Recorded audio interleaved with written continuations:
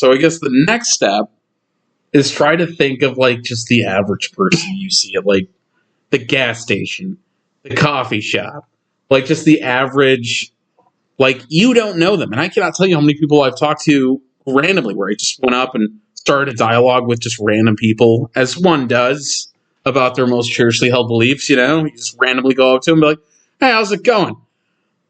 That guy's kind of screwing up, isn't he? You know, political person's name here. Like, I don't think he's screwing up at all. I think that they're trying to, like, oh, okay.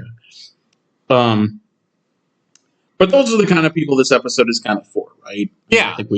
I mean, back in the day, in the 60s and 70s, that would have been referred to by Nixon and others as the silent majority. Back when people were burning down cities and, they were burning down cities. They were out in the streets protesting for and against Vietnam, hippies and Woodstock and all that stuff. And then the idea was that there was just this huge bulk of the American population that basically wasn't crazy for either side. I don't want to use that term too much because it's kind of a laden term, but that's kind of the idea we're going for. That I think it sounds like we're both convinced that the vast majority of people are kind of just quiet and uninvolved. Yeah. So, I mean, that's a great word, uninvolved, right? Like, imagine you're like, well, don't imagine, I'm sure many of you are just the average person. We're like, well, look, I'm just trying to avoid overtime over the weekend. I don't really know. I haven't been keeping abreast of every single judiciary meeting that's been happening in the country for the last 30 years. Because that's where the average person lives, right? Some of them vote, some of them don't. And some of them have opinions, and some of them don't really care. Can I actually say this? I would make this a 3-tier thing, because we talked about the outer circle of the most extreme people, the people who are essentially disconnected from society altogether because they're so far out. Yeah. Then there's the next, that in the middle are the people that the majority we're talking about, and then there's this little like crust of people, of whom I was one until relatively recently, who are partisans. In the same way that people are sports fans, where hours of every day are consumed by taking in media input from either right or left. And the latest twist during the Trump years, the latest twist in the Trump saga and all the scandals was, again, it was like tantamount to a bunch of, dudes sitting around on a couch and being like, man, Manning really ran the ball hard that time, didn't he? What are you talking about? He wouldn't have gotten anything, like those kinds of sports arguments that men and women, but especially men, tend to get into. That's how this, 10% of the population is about politics. Yeah, I mean, like, they kind of pick their side and then they determine that they're not going to really fluctuate all that much from it. And then you have, like, the enlightened part of that group who's like, no, that was just wrong. Like, our side just kind of screwed up. And these are, like, the really rare ones, right? Like, and I know I can, look across at, like, different people and be like, yeah, that person will be relatively impartial. They're always going to go on their direction, left or right, but they can at least be like, okay, that wasn't handled particularly well. That's fair. Like, that wasn't done particularly well. But the say about 90% of that, the crust, as you mentioned, is probably very like, nope. They're the answer, and they're always the answer. And those are the more involved, but not like extremist version. But I mean, like, I think for this discussion, we really want to focus on that, like, the silent majority, just like the ones who are like, yeah, we don't really. And there's albeit you have to bear in mind that the complexity of this is that the 3 tiers are not unrelated. Yeah, like the ones on the outer edge are the ones who cause the most trouble, and that ripples through the entire society. And then especially that second crust of people who treat this like a sports affair, they're the ones who influence everyone else's ideas about it, because the people in the middle don't really do a lot of research. So let me give 2 examples on both sides.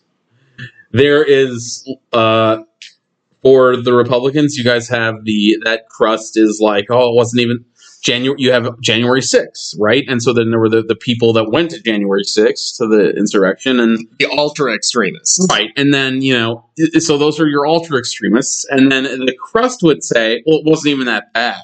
They didn't really even do that much, right? They're going to be like, oh, yeah, it was bad. But, it's not actually what I've heard them say. There are some who say that. But what I've heard them basically say is that we thought their defense is basically, we think it was really bad too. I've heard a lot of them. Okay. Yeah. So maybe they have a division within their own ranks. Yeah, it's very possible. Yeah, but usually, they'll be like, "Oh, it wasn't even that bad." And the only reason I use this as an example is just to kind of pinpoint where they kind of lie. So, in my experience, the more the silent majority ones are like, "Yeah, that was really dumb. They should not have done that." The crust is more like, "Well, they were, it was a little crazy, but it wasn't that bad." They always try to downplay it, and they're like, it wasn't that bad. It wasn't over the top. And then you have the extreme who are like, yeah, they should have done, they should have, taken Trump won.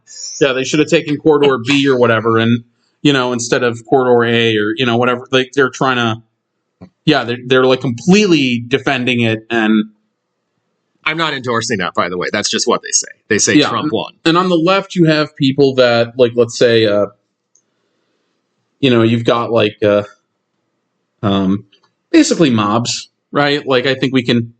It's not, mobs of people, somewhat organized mobs, burning stuff down, looting, and then you have the crust on the left who says, yeah, they should have looted more, or they should have, and then you have some in the crust who are like, yeah, they shouldn't have really done that. That wasn't okay. There was a particular slogan I heard one day at UWM of a group of protesters that was no peace, no justice, no peace, which I don't think they meant to advocate violence, but I think it's a good sort of emblematic point of where that could easily be taken by those on the outer fringes to promote violence in the same way that Trump's words were on January 6th on the other side. Yeah, so you've got, the next stop up is the extremists are rioting and mobbing, and mobs of people are looting and burning stuff to the ground. Then a lot of the crust is defending the looters, hey, yeah, that's, yes, they should have, and et cetera, et cetera. You've got a part of the crust that's no, that's still not good. And then you've got the average American who's why are they burning shit to the ground now? What does that have to do with anything? And so the silent majority is just kind of that's, the silent majority on the right is that's not really democracy, is it? To go and riot at the Capitol, and the other, and the silent majority of the left is this isn't really helping systemic racism by burning cities to the ground. That's not really how we are doing it, is it? And this happens with other forms of extremism too, just by what I hope is helpful analogy. With religious extremism, you'll oftentimes have obviously the terrorists and the theocrats on the far end. Then you'll have this crust of people who are no, we would never, drive a van through a crowd, a busy street, or fly a plane into a tower. But we can kind of get why they would. Yeah. Because our people are being oppressed. And then you have the vast majority of people who are in that religious tradition who are why are we doing this? Not only does this violate the teachings of our religion, but how does this even help our cause to begin with? And it's just downright evil. Yeah, so a lot of things happen. So